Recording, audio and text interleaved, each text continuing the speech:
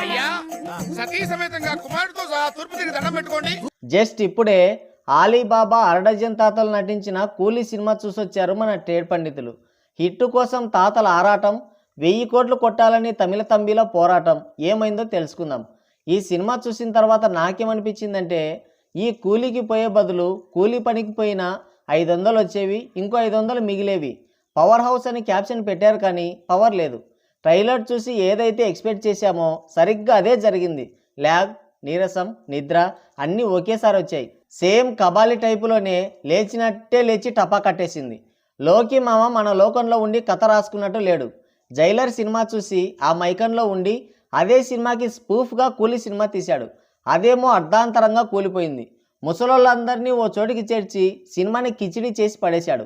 నాగయ్య గారు, ఉప్పయ్య గారు, శోభనమన్నయ్య, అమ్మోర్ ఖాన్ అంకుల్ని, తమిళంలో రజనీ తాతయ్యని తలో దిక్కుగా పెట్టిన సినిమా దిక్కులేంది అయిపోయింది. తమిళ తంబిలకి 1000 కోట్లు అనేది తీరని కలగానే మిగిలిపోయింది.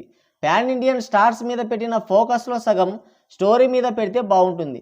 ఈ మాత్రం సంబడానికి ప్రతివాడు కూలీ కూలీ కూలీ అని గంతులేశారు. ఇప్పుడు వెళ్ళండి కూలీకి. అన్ని సినిమాలు ఖైదీ, విక్రమ్లు అయిపోవు. రొటీన్ రొడ్డకొట్టుడు టెంప్లెట్తో చావగొట్టారు, రాడ్డు దింపారు. కూలీ కూలీ అని అరిచి హై ఎక్స్పెక్టేషన్స్తో సినిమాకి వెళ్ళిన వాళ్ళకి బత్తాయి పడింది. సాయిరామ్.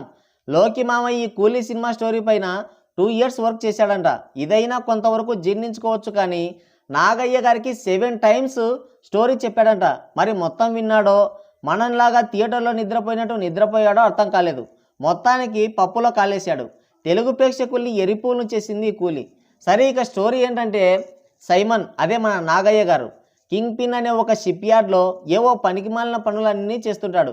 ఎలా అంటే 7 సార్లు కథ విని కూడా ఈ విలన్ క్యారెక్టర్ని చేశాడే, అలాగన్నమాట. తన కింద దయాల్ అదే మన శోభనం సోంబేర్ అన్నయ్య ఉంటాడు. వీళ్ళేదో చేస్తున్నారని పోలీసులు కొంతమంది అండర్ కవర్ ఆపరేషన్ చేస్తుంటారు ఆ యార్డ్లో. అలా వచ్చిన పోలీసుల్ని నిర్దాక్షిణ్యంగా చంపేస్తుంటారు. అయితే ఆ శవాలు బయటపడితే డేంజర్ అని వాటిని ఏం చేయాలని తెగ ఆలోచిస్తుంటారు. ఈ ఆలోచించేదేదో లోకి మామ 7 సార్లు కథ చెప్పినప్పుడు ఆలోచించుంటే బాగుండేది. ఇక ఇదే టైంలో కట్టప్ప తాత అదే మన సత్యరాజ్ తాత శవాలని చిటికలో బూడిద చేసి ఎలక్ట్రిక్ మిషన్ కనిపెడతాడు. అయితే దానికి గవర్నమెంట్ ఒప్పుకోదు, దాన్ని అప్రూవల్ చేయదు. ఈ విషయం తెలుసుకున్న నాగయ్య గారు తమ కోసం పని చేయమని బెదిరించి తమతో తీసుకెళ్తారు. అప్పటి నుంచి అక్కడ శవాలని కాల్చుకుంటూ అక్కడే ఉంటాడు. అయితే సడన్గా ఓ రోజు కట్టప్ప తాతయ్యని చంపేస్తాడు శోభనమన్నయ్య. ఈ విషయం ఎవరూ లేని ఏకాకిలా బతుకుతున్న రజనీ తాతయ్యకి తెలుస్తుంది. ఇక వెంటనే రంగంలోకి దిగుతాడు. ఎవరు చంపారు, ఎందుకు చంపారు అనేది తెలుసుకోవడానికి సైమన్ పోర్టులోకి అడుగు పెడతాడు. తెలుసుకున్నాడా లేదా, చివరికి ఏమైంది అనేది మీరు తెలుసుకోవాల్సిన అవసరం లేదు. ఎందుకంటే సినిమా మొత్తం అయిపోయినా కట్టప్ప తాతని శోభనమన్నయ్య ఎందుకు చంపాడో అర్థం కాదు. అదే ఈ సినిమాలో పెద్ద ట్విస్టు. కానీ ఆ ట్విస్ట్ తేలకుండానే బయటికి గెంటేశారు.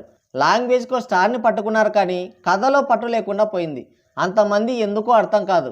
నాగయ్య గారు, ఉప్పయ్య గారు, అమ్మోర్ ఖాన్ అంకుల్ ఈ సినిమాలో ఎందుకున్నారో తెలీదు, గుర్తులేదు, అర్థం కాలేదు. దేవా క్యారెక్టర్లో హీరోయిజం ఉండదు, సైమన్ క్యారెక్టర్లో విలనిజం ఉండదు. ఏ సీన్ కూడా, ఏ ఫైట్ కూడా అంత కిక్కివ్వదు.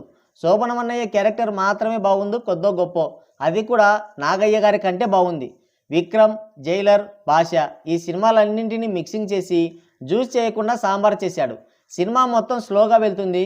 మెయిన్ విలన్ నాగయ్యని అయితే క్లైమాక్స్లో రొడ్డ కొట్టుడు కొడతాడు రజనీ తాత. కనీసం డిఫెన్స్ కూడా చేయడు నాగయ్య, సింపుల్గా కొట్టి చంపేస్తాడు. ఈ క్యారెక్టర్ చేయడానికి ఆయనకి మనసు ఎలా వచ్చిందో, డబ్బులు వస్తే చాలా, ఫ్యాన్స్ ఎమోషన్స్తో పని లేదా? ఈ క్యారెక్టర్ పానకంలో పుడకలాంటిది, కర్రీలో కరివేపాకు లాంటిది. ఉన్నా ఒకటే, తీసి అవతల పడేసినా ఒకటే.